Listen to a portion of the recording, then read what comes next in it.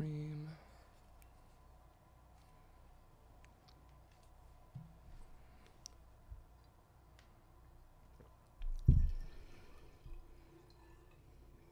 You can have as much as you want. I'm all set. Cool, cool. Let me make sure that that is going out.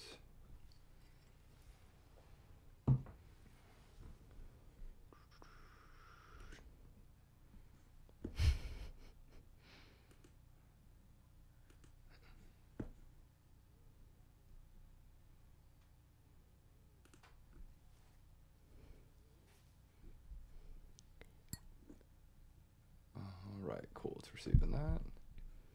So I think we can begin.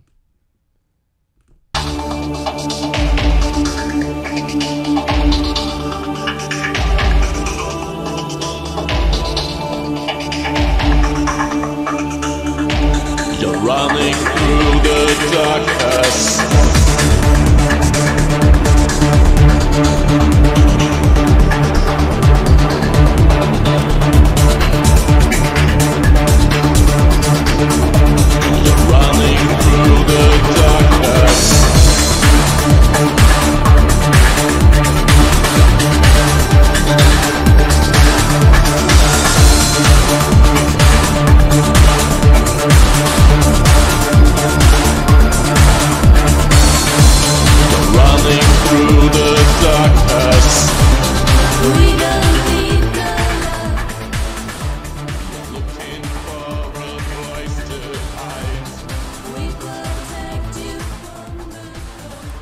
Good evening.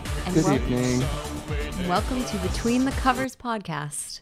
I'm Ophelia. And I'm Nix.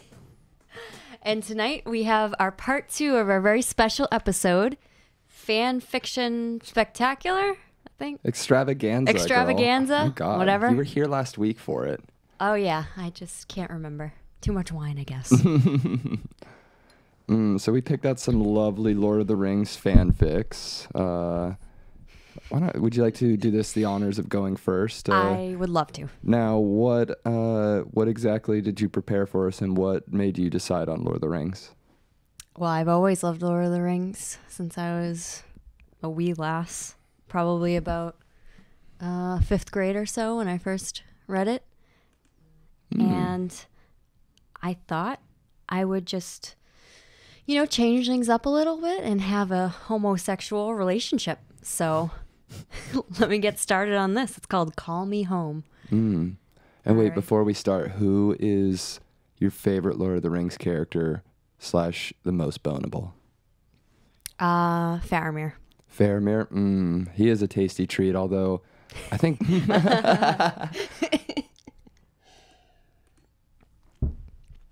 Oh, I see you're working on your facial hair this week.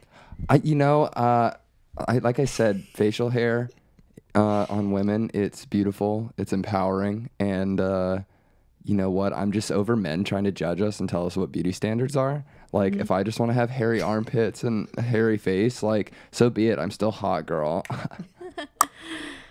Well, that's your opinion. But, all right, I'll start. You bitch. Disclaimer. The characters belong to Tolkien. I'm merely playing with them and will return them unharmed. We'll see about that. Well, there's some warnings. You've had 60 years to read this book, so if you haven't already, too bad. Who hasn't read Lord of the Rings? It's the year 120 in the Fourth Age. Legolas knelt on the floor and ran his hands over the chest that bore Aragorn's possessions. Opening it before he could change his mind, Legolas pulled a set of garments from beneath the royal garb and cradled the worn material to his chest. The clothes smelled of pipeweed, the outdoors, and Aragorn himself, and Legolas inhaled deeply as memories of their time together flitted through his mind. After a few moments in which he tried to control the hollow ache that was already building inside him, Legolas placed the bundle with his own things, and then he slowly stood and wandered about their bedchamber. He held Aragorn's pipe, remembering the many times he had sat nearby as his friend, then lover, smoked. Legolas's fingertips ran over the bed frame, lingered on the pillow that bore Aragorn's scent. He could not face tomorrow, yet he must. So many years, so little time, and tomorrow was the end. You regret now, loving a mortal. Legolas shook his head and drew a deep breath before he turned to face the man who held his heart for so many years. He could not seem to control the moisture that threatened to spill from his eyes. Nay, I will never regret loving you. Yet you have tears in your eyes. Aragorn walked slowly into the room. You knew this day would come. Legolas moved close. His beloved was fully gray now, his face lined. Knowledge that a fruit is bitter does not make it any less, so when it comes time to taste of it. Okay. Aragorn sighed in agreement. No, it does not. Then why? Legolas could not complete the question. I am old. My strength wanes every day. I would have you remember me as I am now, not as I would be if I tarried longer. Legolas drew Aragorn's body close to him. You will never be old to me, Aragorn. Liar, Aragorn. Oh, liar, Aragorn whispered, burying his face in the elf's soft hair. Every day I see you watching me. I see the fear in your eyes as I age. Legolas moved his head, pressed a long, sweet kiss to his lover's mouth. If I study you so intently, 'tis only because I wish to memorize every detail of you. Have you not already committed me to memory these many years? Aragorn teased. Legolas shook his head. Every day with you is new. Were we to have an eternity together? His throat tightened around the words, and he closed his eyes to stave off the impending tears. He had promised to be strong, just as he had promised to sail as soon as Aragorn had passed. Your ship is ready? Aragorn asked softly. Yes, Legolas's voice shook. And you will not linger? You will leave as soon as I am gone? Yes, please, speak no more of it. I cannot bear it. Legolas closed his eyes and drew a deep breath before opening them and forcing a smile. Come, I have warmed some wine. The night is cold. Aragorn pulled Legolas into another kiss. I do not fear the cold night when you are with me. Legolas tilted his head, sighing with pleasure as Aragorn nipped the tip of his ear. How would I comfort you, then? As you always have. Aragorn drew Legolas with him to the bed. We have had a good life together, have we not? A very good life, Legolas agreed. Then let us remember that. Aragorn went on. Let us give each other joy and think not on tomorrow for a little while. One last night together to light our passage home. Legolas tried not to think on it as he moved with his lover, but the knowledge that this was the last... this is exactly as written. The knowledge that this was the last was ever present in his mind, and the one... Oh, that does make sense. And the once playful passion they had shared through the years now became both desperate and sorrowful. As he had their first time together, the elf slowly undressed Aragorn, his mind cataloging every muscle, every scar. But where once before his hands had trembled at the newness of his lover's body, this time Legolas's whole being shook as he caressed the long familiar territory. His face was wet as his lips suckled and teased their way down the king's body, and he did not care that Aragorn would feel his tears. How could he be strong now? When he had touched and kissed every inch of Aragorn's body, Legolas finally rose up and impaled himself on Aragorn's member. He held still for several moments before moving. How long had it been since they had coupled? Weeks? It seemed like years to the elf, and he savored every precious second, every sensation, and he began to slowly move, Aragorn's length filling him in, the king's hands gripping his buttocks, and the soft rhythmic slap of flesh against flesh. But above all that, Legolas savored the light shining in Aragorn's eyes, the soft groans falling from his lips, the tear streaking down his cheek. Legolas fought to hold his eyes open as ecstasy rippled through his body, letting Aragorn see everything that he felt. I will think of you like this when I close my eyes, Aragorn grunted. My beloved. Legolas cried out as Aragorn's seed bathed his passage, and he came undone himself, gasping his lover's name. And I will never forget this moment, nor all the others, the elf breathed, and I will love you until time fades. A long while later, when Aragorn slept, Legolas rose from the bed. He unsheathed one of his knives and moved back, his eyes caressing Aragorn's face, before he bent to his task. Carefully, he cut a lock of Aragorn's hair, bound it, and moved to place it with his own belongings. Slowly, he walked back to bed and sat so that he could watch Aragorn in his sleep. Legolas made his way from the silent street, his head bent. Grief was a heavy cloak that weighed him down, and each step was an effort. Aragorn was gone. The elf had stayed with him until the last breath had left Aragorn's body, and then he had turned away, unable to bear it a second longer. Gimli fell into step behind him, but Legolas did not notice. He did not notice anything. Together they made their way to the pier, where the ship stood ready. A strong wind blew, the sky was fair as Legolas finally yielded to the call of the sea. He was going home, but as the ship came to bend, he looked back at a great sob tore from his chest as he clung to the rail, and he knew, as he had always known, he had been home all along. The end. Ooh, girl. So, How is it that we've read this many novels so far, and it takes a gay Lord of the Rings fan fiction to finally give me something licentious that fills me with quite a fervor? it's almost You do know those words, right? Those big words I dropped on you, just making sure. big words, Nix. I think you need to go back to the dictionary. Okay, girl. I thought there was some clever metaphor in this, like the sea bathed his passage. And a lot of these, the word choice is pretty Tolkien-esque. So a little disturbed by it being Legolas and Aragorn. When I know, especially when that's the most sexual details we've gotten out of any of the novels we've read so far.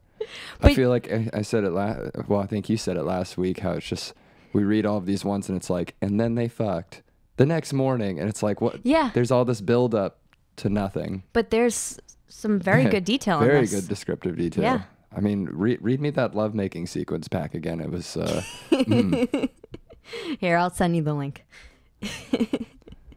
You can thank Melusine, the author. for that. Melusine. Yeah, she did pretty Yes, pretty girl. good job. Oh my goodness. Yeah. All the authors that we've reviewed so far, you all really need to take a note out of, what's her name? Melusine. Melusine's book, or her fanfic rather. I want to read Melusine's romance novel. Yeah, she's a pretty good writer. I feel like, though, you could just replace Legolas with Arwen and it would make sense. Although No, but that passion wouldn't be there. he's Come on on, his Ophelia. deathbed, about to die that night, and he manages to spill his seed into Legolas's tunnel or whatever they call it. What did I say? His taut elf butthole. I can't find it. Oh, his passage. Did you send the His link? passage to the west. What? Did you send the link? Oh, Getting all caught up thinking about Legolas's tight tunnel. just Girl, search you're bad. fanfic, Call Me Home, Lord of the Rings. It'll come up. Fanfic, Call Me Home, Lord of the Rings. We really prepared for this episode, as you can all tell. Yeah, my phone's way over there, so. What is it? Lord of the Rings. Call Me Home, Melusine. Me home. Melusine. In case anyone else wants to look her up. Let's see. Literally don't see it.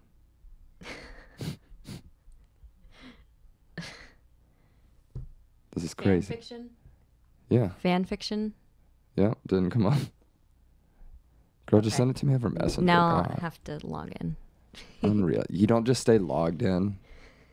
Oh my God, this episode's going off the rails. I haven't turned this computer on in a month. All right. How are my tits looking? Do they look They look good? They look real. Right? They're all natural. It's fucking huge tits of mine. I noticed you were playing with them as I was reading. I just wanted to make sure, that they were sitting still there. right, on camera. I mean, There you go, Nix. oh, thank you. Look at this. Beautiful.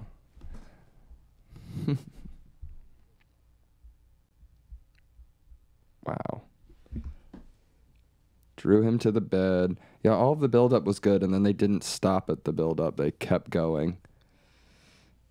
Oh my goodness. You must find it to be quite a relief, huh, Nix?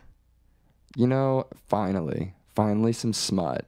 I ask every week about goddamn smut, and I never get it. And finally I get it with Legolas and old man Aragorn. Gross. Deathbed Aragorn. Now, he's got to be old and gray at that point. Do you really think that he would have given this rigorous of a performance? I mean, you got to consider all of the battles and trials and tribulations he's been through. He's given a lot. He's not a young man anymore. How does his heart not just give out? I mean, it's also Legolas, who, let's be honest, just probably hasn't aged even a day. Yeah, I doubt it. And I think there's a few issues here. Like, I thought all of the ships to the west had already sailed out and there were no more. Yet, 100 or so years later, it's taking Legolas away. And also, why didn't Aragorn go with him to the west before he died? If Maybe they knew he was too dying. old for the trip. Did you see Bilbo? But apparently he can fuck Legolas's little tight elf butthole, just not make the trip west. Ugh. Yeah, some of these descriptive details. Legolas finally rose up and impaled himself on Aragorn's member. He held still for several moments before moving. That's more than we've ever gotten on any of these fucking books that we've spent money on. Unreal. And this is all free. Fanfiction.net. All free fan fiction. You know, maybe we should have started with fan fiction. Or maybe we need to do once a month fanfic just to make sure we get our quota of smut in. You might be onto something. You mean like the way that Legolas was on Aragorn's member? Oh my goodness. That was absolutely, totally worth it. Should we move on to the next one? Yeah. Let's see. The Rise of Sauron. The Rise of Sauron. This one should be nice and juicy too. Apparently only Lord of the Rings can give us the smut that we desire. This is a porn fanfic that takes place during the Return of the King.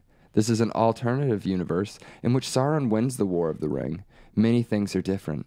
The King of Agmar ended up surviving the battle at Gondor by choosing to not fight Éowyn, and Gothmog didn't die in the Battle of Pelennor Fields.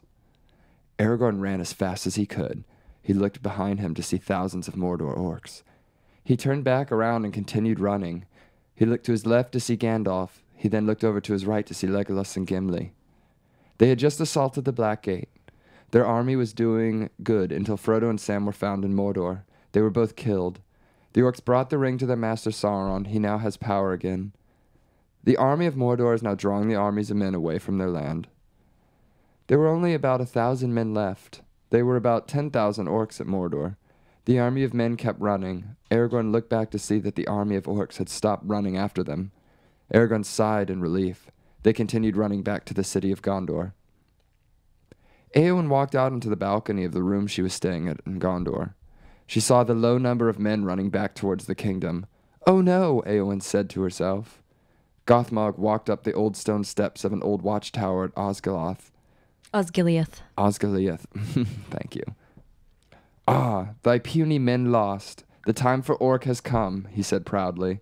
There were only about 500 orcs left. They all fled to Osgiliath when the army of the undead arrived. Close. I've had a little bit of wine, okay. Excuses, Nix. You're slipping. You know me, I'm good at excuses. The orcs in Mordor overlooked to see Sauron walk towards them. He had full power again. He was in his shiny black armor once again. "Why did you call us off?" an orc captain asked. "We'll give the humans one more day to live. We attacked the city of Gondor at dawn," Sauron said with a smile. The orcs began to cheer. The gates to Gondor opened. The surviving men ran inside. Gandalf, Legolas, Aragorn, Gimli, Merry, and Pippin all ran to the king's hall. Éowyn walked out of her room. She walked into the great hall. She could see Aragorn. "What happened out there?" Éowyn asked. "Frodo and Sam have been killed. Sauron got the ring back," Aragorn said. Éowyn looked frightened. "Are we going to be okay?" she asked. "Sauron will send his armies of Mordor all across these lands. He will attack this very city soon," Gandalf said. Éowyn then walked down the great hall and back towards her room. She started to pack her stuff. Arwen felt that something was wrong. She looked up at her father. They both sat in Rivendell. "Something has gone terribly wrong," Elrond said as he turned around and faced his daughter. Aragorn walked into Éowyn's room. He sat down on the bed next to her. "Will we be okay?" Éowyn asked. She looked up at Aragorn's face. "Yes, we will be okay," he replied. They both smiled. Aragorn then got up and walked out of Éowyn's room.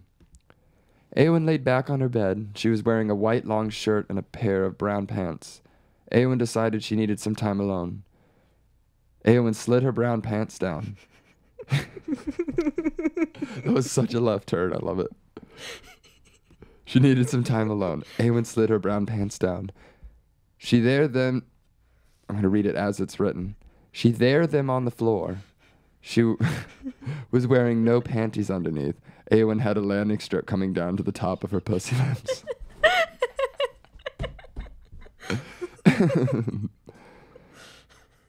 Éowyn put her hand down her pussy. She began rubbing her pussy lips. Eowyn let out a small moan. She hasn't masturbated in a while. Eowyn slowly inserted her finger inside of her soaked wet love hole. She let out another moan. It felt so good to her. My fucking God. Eowyn's pussy hides went everywhere. What? Eowyn's pussy hides went everywhere. I swear. I have it in front of me. Oh my goodness.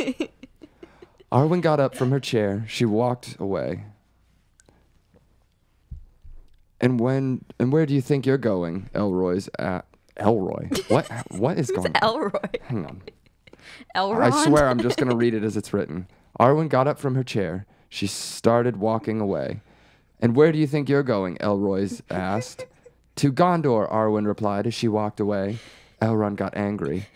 Eowyn then added one more finger inside of her tight, wet love hole. Eowyn Mason's even louder. This is autocorrect. Do you think that these people were just reading this off the top of their head, like into their phone, and it was like voice to text? Oh my goodness. Girl. The shade of it all. Eowyn Mason's even louder. People next door could even hear her. So what's our plan? Legolas asked. Gandalf looked over towards Aragorn. Let's let the king decide that. Gandalf said.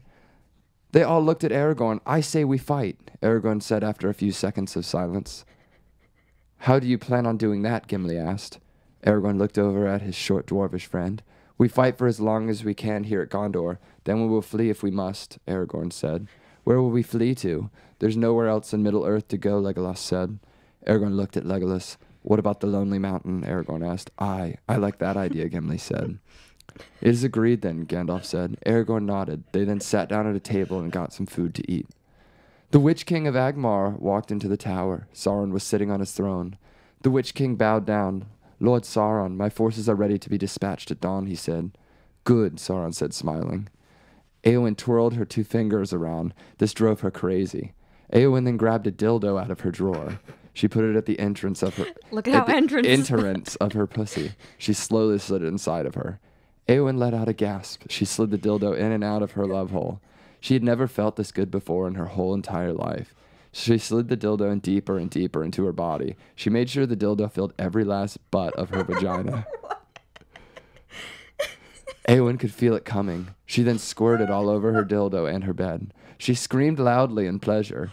Eowyn licked her pussy juices off of her fingers. She smiled at the taste of them. Aragorn walked out of the great hall with Gandalf. I fear this kingdom will fall by tomorrow, Aragorn said. Agreed, Gandalf said. They started off in the distance at Mordor. The worst is about to come. What the fuck? Nix, you gotta change the camera back. They didn't see me practically crying at Holy that story. Shit. Sorry, I was just so enthralled. You know, normally we have Scorch here, the big, dumb-dicked idiot. He's not here to work this stuff, so we got to do it ourselves. That was absolutely unreal. That was smut. That was garbage. That was such smutty garbage. The spelling mistakes were perfect. Fill every butt of her vagina. Amazing. I think you might have the right idea there. They talk to text into the phone, just whatever came to mind. They're probably finger blasting themselves as they say it into the mic, and so they're kind of mumbling a bit, like to the butt of her vagina. What what is going on with the back and forth between Eowyn playing with her landing strip and It's definitely weird. The only like real smut that's happening is almost this effect of like, I guess Eowyn's just finger blasting herself in a room, and then flash to Rivendell where Elroy Elroy is with Arwen, and there's nothing really happening there, and then flash back to like the seriousness of Aragorn, Gandalf, and the crew as they're like, yeah, we're all gonna die tomorrow. And they keep splicing that, and then Eowyn finger blasting, or apparently I guess they have dildos in the Middle Ages. I don't really... What is it made out of? I was wondering that. Is it wood? Is it metal? Ooh, wood? Metal? What could you possibly make a dildo out of in Middle Earth? They have some pretty advanced metallurgy. And they're wood carved. But how would you get it smooth enough? Rohan. And Rohan, they get some quality woodworking. But maybe it's a dried horse member. A dried horse member? I had to filter through a Shadowfax Seabiscuit story to find the right one, so you're lucky I didn't pick that one for you, Nix. This was ridiculous. I love that she kept referring to it as her love hole. Like, that just was her go-to. Disturbing. Wow. Yeah, that was both hilarious and uncomfortable. Yeah. Well, if we're through talking about that, I have a bonus story. Ooh, girl, yes. It's very short. It's called Lord of the Feet. Is this a foot fetish? I wish. Oh my God. Have you ever seen a hobbit wash their feet? Some say a hobbit has large feet simply because they're so diseased and infected with growths of fungi from years upon years of standing in the shit-covered farmland of the Shire. Frodo had 2 feet. The shy one on the left was called Lono, and the boisterous little fella on the right was called Rodeo. Lono liked walking to the right, the salty, succulent scent of sand, his middle toe, known to his friends as Monroe, and lemon-scented candles. What? Did I skip? What does that even mean? No, that's what it says. Okay. Rodeo liked walking to the left, toe sex, redheads, and looking up other hobbits' trousers. Not Frodo's. He didn't like to remember that he was part of an inadequate wet blanket. Both were half a foot wide and a foot long, proud of their mighty, girthy power. However, one could say their most mighty accomplishment was the smell.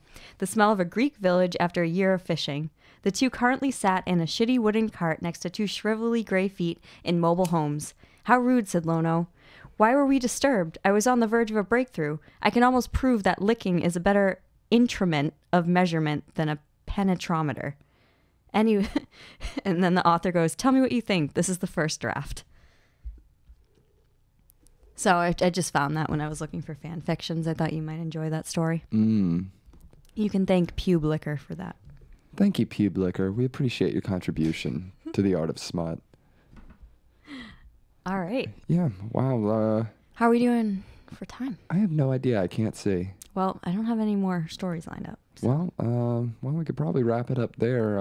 I think what we learned today is that all our writers need to start being as fastidious as Melusine. Melusine. Let's see if we can find more of Melusine's work. She knows how to write some fucking smut. She actually has 24 stories on here. I checked. Girl. Pull up one of hers. Is there another Lord of the Rings one? Let's see. She has stories for Lord of the Rings, Babylon 5, Hobbit, and North and South, whatever that is. Ooh, either Lord of the Rings or The Hobbit, girl. All right. Wait a minute. These stolen moments. Elro here considers his relationship with Legolas. Legolas, you're getting around, huh? Legolas seems like the easiest one to write about. Because who doesn't want to fuck him? I mean, he's very effeminate. He's but no girls Thranduil, but Thranduil. I don't know. When I was in 6th grade, I had a big Legolas poster. And I'm sure you fantasized about him plenty. Yeah, who did? What 6th grade girl didn't like Orlando Bloom? That and the pirate one. What's he called? Oh my God, Jack Sparrow. No, Jack Sparrow's not Orlando Bloom. The other guy. Will Turner. Will Turner. I don't know who Elro here is, but he's in all these stories. Is that like a cute pet name for Elrond? I don't get it. I don't know. I can't figure out how to navigate this website, so you might be SOL. Well, we could always save it for another fanfic episode. Yeah. All right. Oh my goodness. Well, do we know what we're going to read next week? I guess that's sort of a long shot, right? That's going to be a surprise because we don't know. We don't know yet what we're going to be reading, so... yeah, Scorch has been out of the office. We're a little... Scorch is taking a little fucking 2-week vacation. It's ridiculous. That handsome son of a bitch is really hindering us. But we'll be back next week. Make sure you check us out on iTunes. Make sure you check us out on all major podcast apps under Between the Covers podcast. And leave a review. Rate and review. 5-star review, guys. We really need it. Plus, come on, I mean, we're pretty good at this. I mean, it's pretty unreal. You can also, oh, I feel like the music's gonna be too loud. I'm gonna turn that down. Let's just score. You can also, yeah, we go up Fridays at 8 p.m. We try to go live once a month. Ideally the night of Xmortis, but literally as we made that rule, we've missed the last 3 Xmortises doing this. So next month's Xmortis, we'll see. So stay tuned, guys. Make sure you also check out our friends in the Bastard Sermon podcast. Shout out to our sponsor, Havoc Mead, who makes the best mead I've ever tasted. I don't know about you, but I agree. It's pretty beyond compare, in my opinion. So thanks. I like the root of all evil, the ginger. Yeah, and the Nordic Farmhouse, my favorite, or the Psycho Palm. If you're in Vermont or Massachusetts, they're now check your local liquor stores because they are now shipping all throughout there. Distributing, that's the word I was looking for. Wow, I've had a little too much wine.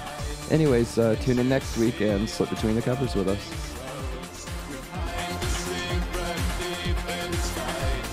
Show you pleasant without pain. Take our gift this night.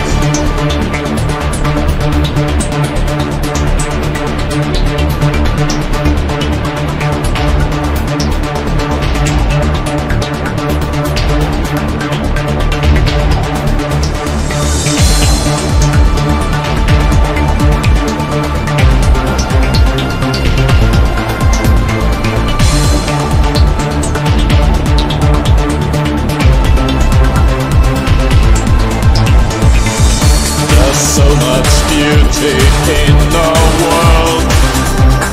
Beauty of the night. There's so much pleasure in the world. Pleasure of the night. We're drowning in the sea of blood. Sacrifice your life. We have to give of eternal excess time.